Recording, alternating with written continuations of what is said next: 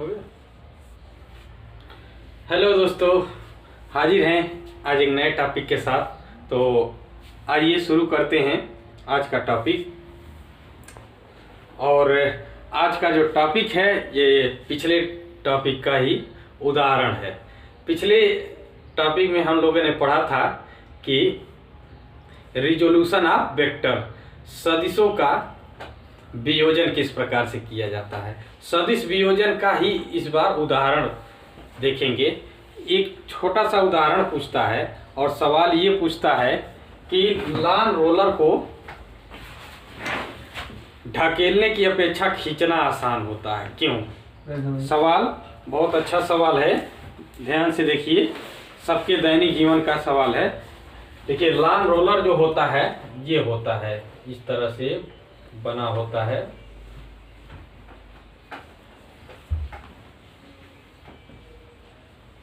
कुछ इस तरह से रहता है, जिसकी सहायता से हम लोग क्या करते हैं कि फील्ड में हम लोग बराबर करते हैं। जैसे क्रिकेट की पिच टूट जाए तो उसको हम लोग बराबर करते हैं, ऐसे पकड़ के खींच के। यहाँ बल्कि एक मुठिया लगा रहता है पकड़ने के लिए, ठीक है। इसको पकड़ करके हम लोग खींच करके इसको समतल करते हैं जमीन को। ये आप देखे होंगे, इसको अक्सर हम लोग लान में ही उपयोग करते हैं घास को दबाने के लिए, इसीलिए इसका नाम भी है लान रोलर। रोल करता है, बड़े बड़े लानों में ये घास को रोल करता है।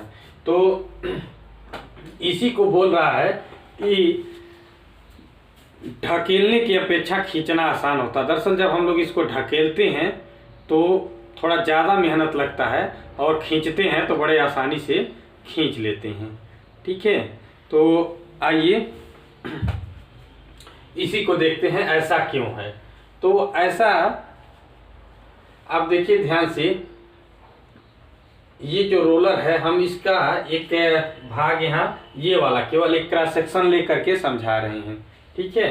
यहाँ हम इसका क्रॉस सेक्शन ले लिए, ये वाला इसका क्रॉस सेक्शन ले लिए। अब इस पर हम लोग विचार करते हैं, ठीक है। और ये इसके मेन जो पॉइंट ऑफ एक्शन है, यहाँ पर बीचों बीच उस बिंदु की बात करते हैं जहाँ पर सारा बल कार्य करता है, पॉइंट ऑफ एक्शन, ठीक है। तो ये बिंदु है, ठीक है। अब सबसे पहले बात करते हैं ढकेलने पर। जब बात हम कर रहे हैं ढकेलना, ढकेलने पर, ढकेलने पर क्या होता है, तो ढकेलने पर देखिए, जब ढकेलेंगे तो आप क्या करेंगे, ये जो है इसको पकड़ के ढकेलेंगे तो समझिए कि ये जो बल है इस पर आपका बल लगेगा।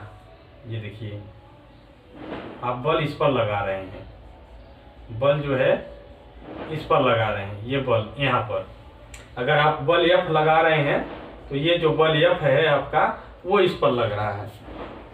और इसका जो भार होगा W देखिए एकदम इसके सीधे जो भार होता है, वेट होता है, वो हमेशा वेट W होता है, ये हमेशा पृथ्वी की ओर यानी नीचे की ओर कार्य करेगा, ठीक है। अब ये बल लगा रहे हैं तो बल जब हम ढकेल रहे हैं तो इस दिशा में बल लगा रहे हैं, तो बल को चाहे तो हम यहाँ पर ऐसे खींच सकते हैं। चलिए, इस बल को हमने इस दिशा में खींच दिया, ठीक है। ऐसे डॉटेड लाइन से यही बल जो है इस दिशा में लगेगा, तो ये बल हो गया F, ठीक है। अब इसी बल को हम वियोजित कर देते हैं, रिजॉल्व करते हैं। किसको? जो फोर्स F है इसी को रिजॉल्व करते हैं। तो जब रिजॉल्व करेंगे तो यहाँ से देखिए, जब रिजॉल्व करेंगे तो क्या होगा, हमने बताया था रिजॉल्व करते हैं तो रेक्टेंगुलर कंपोनेंट के रूप में इसको तोड़ देते हैं, यानी कि आयताकार घटक। तो क्या करेंगे, एक उसमें देखते हैं कि क्षैतिज रेखा, दो परपेंडिकुलर रेखाएं खींचे थे, तो चलिए एक क्षैतिज रेखा ऐसे खींच दिए, ठीक है। ये क्षैतिज रेखा हो गए, और एक ऐसे वर्टिकल, दोनों रेखाएं एक दूसरे के परपेंडिकुलर होती हैं। एक ओरिजिन बताए थे कि एक ओरिजिन ले लेते हैं, ठीक है। अब क्या करते हैं, जो क्षैतिज वाला होता है यहाँ से हम कोण देख लेते हैं, कितना कोण बनाता है। मान लेते हैं ये थीटा कोण बनाएगा, वहां मान लिए थे कि थीटा कोण बनाता है। तो इस वाले को क्या कहे थे कि जिधर कोण होता है उधर कास आता है। तो ये वाला जो इसका कंपोनेंट आएगा, इसका जो इस दिशा में कंपोनेंट आएगा क्षैतिज घटक, इसको हम लोग हॉरिजॉन्टल कंपोनेंट कहेंगे, इसको वर्टिकल कंपोनेंट कहेंगे। तो ये जो हॉरिजॉन्टल कंपोनेंट आएगा वो आ जाएगा एफ cos थीटा। एफ एक वेक्टर है तो आप ऐसे इसको वेक्टर भी लिख सकते हैं, ठीक है। ये भार भी वेक्टर होता है, इसको भी वेक्टर लिख सकते हैं। तो वेक्टर एफ cos थीटा हो गया। और दूसरा वाला हिस्सा जो होता है ये साइन होता है, तो चलो इस दिशा में हमने इसको वियोजित कर लिया, तो ये हो जाएगा वेक्टर एफ साइन थीटा, ठीक है। तो अब देखें ध्यान से, तो हम खींच रहे थे, किस बल से खींच रहे थे, नहीं ढकेल रहे हैं, देखिए ढकेल रहे हैं, इसको यहाँ ढकेल रहे हैं, तो एफ बल से ढकेल रहे हैं जिसका प्रभाव इस दिशा में जा रहा है, ठीक है। तो इस दिशा में देखिए जो बल एफ से हम ढकेल रहे हैं, यहाँ पर हमने इसको वियोजित कर दिया। तो अब देखो इसको जाना किधर है, क्षैतिज दिशा में ही तो जाएगा। ये जो क्षैतिज वाला बल है यही तो ढकेलने पर पीछे ले जाएगा, ये वाला बल। इसका तुम जब वियोजित कर दिया तो ये खत्म हो जाए। जैसे हमने बताया था ना कि बाप खत्म हो जाता है तो संपत्ति बेटे में बांट दी जाती है, ठीक है। तो अब समझो कि ये बाप खत्म, ये इसका मतलब खत्म, ठीक है। तो अब जो इसका प्रभाव रहेगा इसमें और इसमें दिखेगा, इसके दोनों कंपोनेंट में दिखेगा, ठीक है। तो अब क्या होगा कि ऐसे में ये वाला जो कंपोनेंट होगा, ये वाला जो हॉरिजॉन्टल कंपोनेंट होगा यही इसको खींच करके पीछे ले जाएगा, और ये वाला जो कंपोनेंट होगा इसमें देखा जाए तो क्या होगा कि पहले तो इसका भार नीचे की ओर लग ही रहा था, और ये जो इस एफ का जो हॉरिजॉन्टल वर्टिकल कंपोनेंट है ये भी इसमें जुट गया, तो नीचे की ओर कार्य करने वाला कुल बल बढ़ जाता है, ठीक है। तो यहां से हम कह सकते हैं कि जो टोटल वर्क होगा, ठीक है, टोटल वर्क नहीं बल्कि टोटल फोर्स कहें, टोटल फोर्स जो होगा टुवर्ड डाउन, ठीक है, टोटल फोर्स डाउनवर्ड लिख देते हैं, डाउन वर्ड नीचे की तरफ जो टोटल फोर्स होगा वो कितना हो जाएगा, W तो उसका भार लग ही रहा था, अब प्लस में और क्या लग जाएगा, तो हम कहेंगे कि इसका जो वर्टिकल कंपोनेंट है एफ साइन थीटा। तो इस तरह से यहाँ कह सकते हैं कि टोटल जो वर्ड फोर्स होगा नीचे की तरफ ये इसका मान बढ़ गया, यानी कि जो फोर्स एफ है ये क्या कर रहा है, इसका जो वर्टिकल कंपोनेंट है या साइन कंपोनेंट है ये इस रोलर के भार में आभासी वृद्धि, भार तो उसका W था लेकिन ये इतना बढ़ गया तो ये आभासी वृद्धि कर दी, ठीक है। इसलिए अब देखेंगे कि जितना भार था उससे ज्यादा भार महसूस होगा। और वही बात अब करें जब इसको खींचने वाली, तो चलो उसका भी यहाँ बना देते हैं, एक दूसरा फिगर बताते हैं। यहाँ पर देखो बना दिए दूसरा फिगर, वही चीज अब क्या करते हैं, यहाँ पर बात करते हैं कि खींचेंगे, तो जब खींचेंगे तो बल इसी दिशा में जाएगा। देखो बल क्या होगा, ये इस दिशा में हमने उसी बल एफ से ही, ठीक है, एफ बल से ही इस दिशा में खींच रहे हैं, तो इसको भी हम वियोजित करते हैं, इसको भी रिजॉल्व करते हैं। तो दो वर्टिकल कंपोनेंट, ठीक है, सॉरी दो परस्पर लंबवत, ऐसे दो म्यूचुअल परपेंडिकुलर लाइन ऐसे खींच देंगे।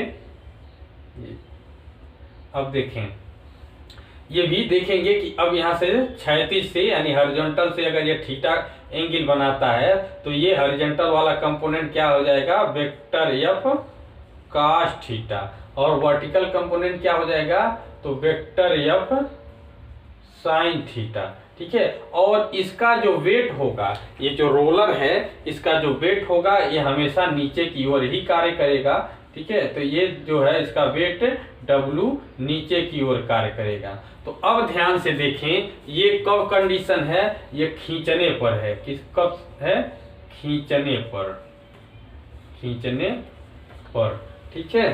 तो जब खींचेंगे तो अब ध्यान से देखें, जब हम खींचेंगे तो क्या होगा कि इसका जो भार है, भार तो नीचे की ओर कार्य कर रहा है, लेकिन इसका जो एफ का एक कंपोनेंट एफ वाला, ये एफ का थीटा है, ये वाला तो इसको क्या करेगा, ये हॉरिजॉन्टल दिशा में तो ले जाएगा, लेकिन ये वाला देखिए जो वर्टिकल कंपोनेंट है ये इसको ऊपर की ओर खींच रहा है। और ऊपर की ओर खींचने का मतलब क्या है कि जो यहाँ पर टोटल फोर्स है, यहाँ पर देखेंगे जो टोटल फोर्स है, टोटल फोर्स।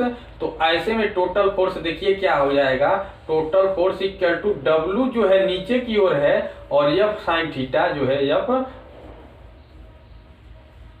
साइन थीटा ये जो है ऊपर की ओर है। तो ये देखिए F साइन थीटा का आभासी कमी हो जाएगा, क्योंकि ये नीचे की ओर है और ये जो है ऊपर की ओर है, तो दोनों अपोजिट हैं। जब अपोजिट है तो घट जाएंगे, और जब घट जाएंगे तो इसका जो कुल फोर्स है यानी कुल भार है, टोटल फोर्स कहें या टोटल वेट कह सकते हैं, चाहे तो ऐसे कह सकते हैं, टोटल वेट कह दीजिए और आसान हो जाएगा। टोटल वेट ये ठीक है, ये टोटल वेट हो जाएगा। टोटल फेट्स टू एंड डाउनवर्ड या उसी को हम लोग वेट कहते हैं। तो यहाँ पर भी आप आसान शब्दों में, एकदम सरल शब्दों में कुल भार कह सकते हैं या टोटल वेट कह सकते हैं। तो ये टोटल वेट जो हो जाएगा, ये F साइन थीटा की वृद्धि हो गई W में, यहाँ F साइन थीटा की कमी हो गई। तो खींचने पर क्या है, ये जो इस बल का साइन कंपोनेंट है या ऊर्ध्वाधर कंपोनेंट है या वर्टिकल कंपोनेंट है, वो इसके भार में से माइनस हो जा रहा है, इसलिए इसके भार में आभासी कमी हो गई। और जब आभासी कमी हो जाएगी तो खींचना आसान हो जाएगा, ठीक है। और यहाँ पर देखेंगे तो ये आभासी वृद्धि हो गई है, तो जब वृद्धि हो जाएगी तो खींचना मुश्किल हो जाएगा। तो यही कारण है कि लान रोलर को खींचना आसान होता है, ढकेलना मुश्किल होता है। ये तर्क दे करके, ये फिगर बना करके आपको लिखना पड़ेगा, ठीक है। आशा करते हैं कि समझ में आ गया होगा। अगर थोड़ा तेज समझाए हैं, नहीं समझ में आए, वीडियो को स्लो करके देखिए, 2-3 बार देखेंगे तो ये आपका 5 नंबर का क्वेश्चन कवर हो जाएगा। बहुत आसान सा सवाल है, ठीक है। ये ढकेलने पर ये प्रतिक्रिया होगी, क्या बनेगा यहाँ देख सकते हैं, खींचने पर इस तरह से। ये दोनों फिगर समझा देंगे, बहुत आराम से समझ में आ जाएगा, ठीक है। तो ये रहा इसका एप्लीकेशन। एक दोस्त का आज कमेंट आया है कि हमने जो एडिशन ऑफ वेक्टर पढ़ाया है उसमें ट्रायंगल मेथड, पैरेललोग्राम मेथड तो पढ़ाया है, पॉलीगन मेथड नहीं पढ़ाया है। तो ट्रायंगल मेथड अगर आ गया तो पॉलीगन तो हवाई है, कुछ भी नहीं है। थोड़ा सा इस पर भी देख लिया जाए, 2 मिनट का समय इस पर भी दे दिया जाए, ठीक है। और उसके बाद बंद करते हैं। तो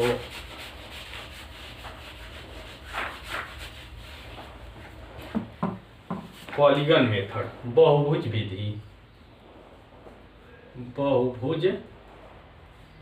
बहुभुज विधि बोलते हैं हिंदी में इसको, और यहाँ पर बोलते हैं इसको पॉलीगन मेथड। पॉलीगन मेथड क्या होता है, तो जैसे त्रिभुज विधि अगर आपको पता है, जैसे अगर हम कहें कि 2 वेक्टर दिया था, वेक्टर A और दूसरा था वेक्टर B, ठीक है। A और B में अगर 2 विधि दिया था तो हम बहुत आराम से इसको त्रिभुज विधि से क्या करते थे, वेक्टर A को ऐसे खींच देते थे और फिर क्या करते थे, वेक्टर A के हेड पर वेक्टर B का टेल रख करके उसी दिशा में खींच देते थे, और फिर क्या करते थे, वेक्टर A का टेल वेक्टर B के हेड से मिला देते थे, तो कहते थे A प्लस B यहाँ पर मिल करके बन गया, यही रिजल्टेंट है। पॉलीगन मेथड में क्या करेंगे, बस यही तरीका अपनाएंगे, लेकिन क्या होगा उसमें हो जाएगा 2 से ज्यादा वेक्टर रहेंगे, ठीक है। इसमें केवल 2 ही वेक्टर था, तो इसमें क्या होगा, 2 से ज्यादा वेक्टर हो जाएंगे। चलो मान लिया यहाँ पर एक तीसरा वेक्टर C ले लिया, ठीक है। तो अब क्या होगा, जब तीसरा वेक्टर C ले लिया तो यहाँ पर बहुभुज विधि का हम उपयोग कर सकते हैं। तो क्या करेंगे, एकदम सेम वही प्रक्रिया, पहले वेक्टर A जैसे था, जिस दिशा में था वैसे खींच लेंगे।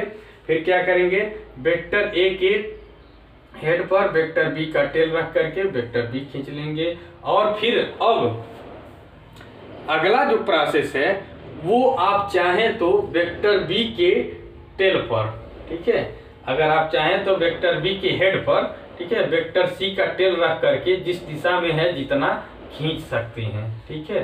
तो ये, और इसके बाद जो है आप चाहें तो इसको मिला देंगे।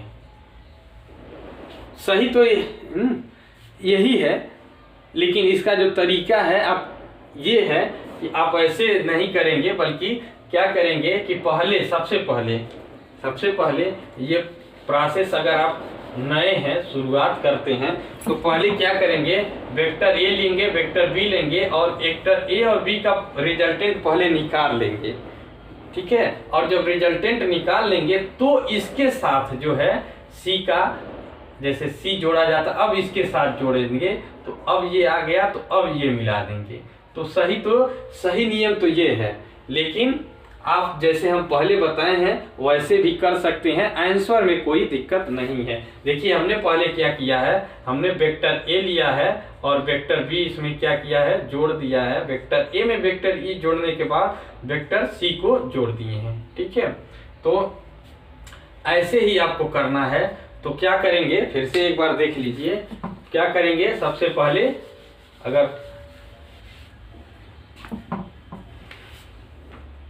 पहले वेक्टर ए को ऐसे खींच लेंगे, ठीक है। फिर क्या करेंगे, वेक्टर बी जैसे जोड़ा जाता है वेक्टर बी को जोड़ लेंगे, फिर इनका रिजल्टेंट निकाल लेंगे, ये वाला रिजल्टेंट जाएगा। अब ये दोनों का ये रिजल्टेंट हो गया, अब इसमें सी जोड़ दीजिए, ठीक है। तो अब सी जोड़ेंगे जैसे है, इसी को रिजल्टेंट वाले को मान करके इसी के साथ सी जोड़ना है, तो ये जोड़ दीजिए। फिर इसका जो है, जो ए प्लस बी वाला है इसका पर टेल और ये जो सी वाला है इसका हेड मिला दीजिए, तो ये बन के आ गया ए प्लस बी प्लस सी आ गया, ठीक है। इसी तरह से अगर 4 वेक्टर हैं, 5 वेक्टर हैं, तो इस तरह से दो को पहले परिणामी निकालते जाएंगे, जोड़ते जाएंगे। या आप नहीं जोड़ेंगे तो भी ध्यान से देखिए, ये यही मिलेगा। अब दिखा दें, जैसे शुरू में दिखाए हैं कि वेक्टर ए खींचे, वेक्टर बी इसको मिला दिए, सेम वेक्टर सी जो है सेम इसी से मिलाते जाइए, ठीक है, वेक्टर सी। तो आपका जो रिजल्टेंट यही अभी भी मिलेगा, इससे मिला दीजिए तो रिजल्टेंट तो यही मिलेगा ए प्लस बी प्लस सी, ठीक है।